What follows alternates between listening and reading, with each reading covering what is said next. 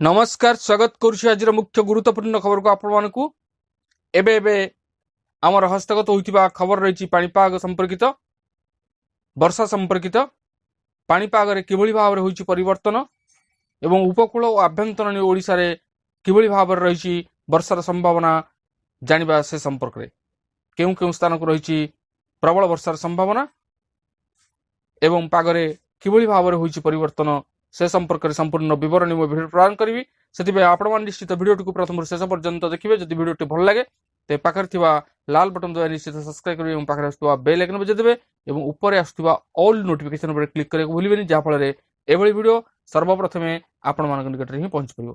तेज आसतु जाना आज पाणीपाग संपर्कित विशेष गुरुत्वपूर्ण सूचना। मार्च मास आरंभ केतेक अंचल असह्य तातु मिली मुक्ति खरार प्रकोप सामान्य ह्रास होगा राज्य में किछि स्थान में वर्षा हुई। पश्चिमा झाड़ प्रभाव में राज्य में किछि स्थान में वर्षा होइथिबा भुवनेश्वर आंचलिक पाणीपाग केन्द्र पक्षर सूचना प्रदान करा जायछि।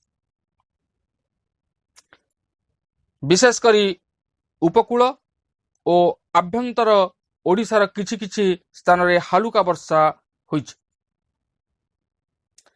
आगामी 3 दिन जाए वर्षा संभावना थिबारु दिनर तापमात्रा आहुरी कमिबो बोली पाणीपाग विभाग पक्षर पूर्वानुमान करा जायछि। आज और आसंता काली पाग मुख्यतः सुखिला रहिबो। तेबे आसंता 7 तारिख और 8 तारिख रे मध्य आभ्यंतरीण ओडिशार विभिन्न स्थान में वर्षा हेबा नै आकलन करिछि पाणीपाग केन्द्र।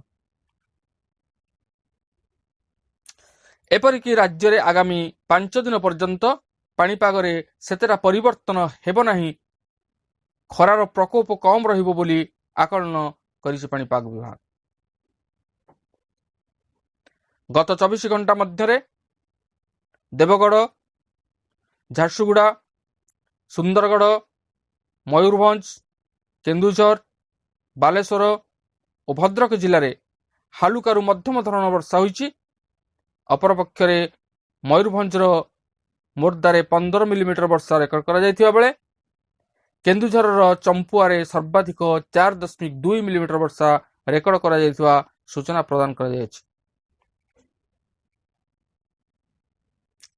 सेहिपरि गतकाली 37 डिग्री सेल्सियस सह पारलाखेमुंडी राज्यर सबुठारु उत्तप्त सहर पलटि। तेबे जाहेउ मार्च मास आरंभ ग्रीष्मर प्रकोप देखा मिली जहा अत्यंत असह्यजनक मन हुए, किंतु वर्तमान पश्चिमा झाड़ प्रभाव में राज्य में पाग विशेषतः टिके परिवर्तन घटी जहा ग्रीष्म प्रभाव मुक्ति मिली, किंतु आग को भीषण ग्रीष्म प्रभाव जारी रहिबो।